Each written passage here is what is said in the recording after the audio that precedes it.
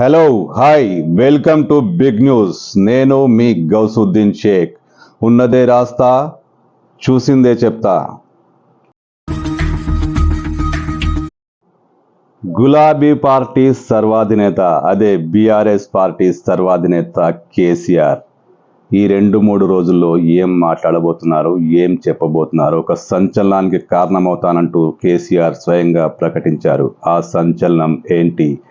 Phone tapping వ్యవహారంలో వస్తున్న ఆరోపణలన్నిటికీ, జరుగుతున్న తతంగానికి మొత్తానికి తానే సమాధానం చెప్తానని, తాను కీలకమైన ప్రకటన చేయబోతున్నానని, 2-3 రోజుల్లో ప్రెస్ మీట్ పెట్టి మరి ఫోన్ ట్యాపింగ్పై మాట్లాడతానని కేసీఆర్ చేసిన ప్రకటన ఇప్పుడు రాజకీయాల్లో ఆసక్తిగా మారింది. పోలీసు వర్గాల్లో కలకలం రేపుతోంది. ఇంతకు కేసీఆర్ ఏం మాట్లాడబోతున్నారు, ఎవరిని టార్గెట్ చేయబోతున్నారు, ఎవరిని లక్ష్యంగా మాట్లాడబోతున్నారు? ఇప్పుడు రాజకీయ వర్గాల్లోనే కాదు, ముఖ్యంగా ఫోన్ ట్యాపింగ్తో సంబంధం ఉందని అనుమానాలు వ్యక్తమవుతున్న అనేక మంది పోలీసు అధికారులు ఇప్పుడు కేసీఆర్ ఎవరు పేర్లు బయట పెడతారు, ఏం మాట్లాడతారు, ఎవరిని ఇరుక్కున పెడతారు, ఆయన తప్పించుకునేలా మాట్లాడతారా?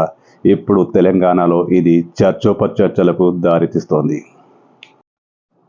ముఖ్యంగా చాలామంది పోలీసు అధికారులు ఇప్పుడు టెన్షన్గా కాలం గడుపుతున్నారు. కేసీఆర్ ప్రకటన తర్వాత చాలామంది, అంటే ఫోన్ ట్యాపింగ్ వ్యవహారంలో ఇంకా పేర్లు బయటికి రాని కొంతమంది పోలీసు అధికారులు కూడా టెన్షన్ గురవుతున్నారట.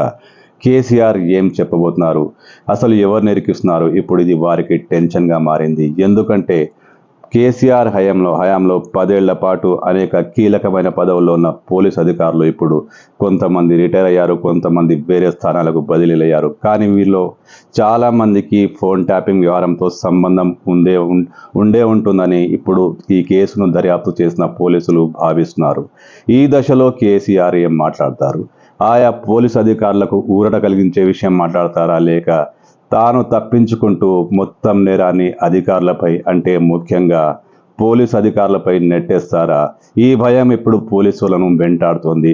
కేసీఆర్తో సన్నిహితంగా ఉన్న పోలీసులు కేసీఆర్ తమను ఆదుకుంటారా, నట్టేట ముంచుతారా అంటూ ఇప్పుడు టెన్షన్లో కాలం గడుపుతున్నారు. అయితే కేసీఆర్ మాత్రం కీలకమైన విషయాలే మాట్లాడతానని చెప్పారు. ఫోన్ ట్యాపింగ్ సంబంధించి పూర్తి క్లారిటీ ఇస్తానని చెప్పారు. ఏం క్లారిటీ ఇస్తారు?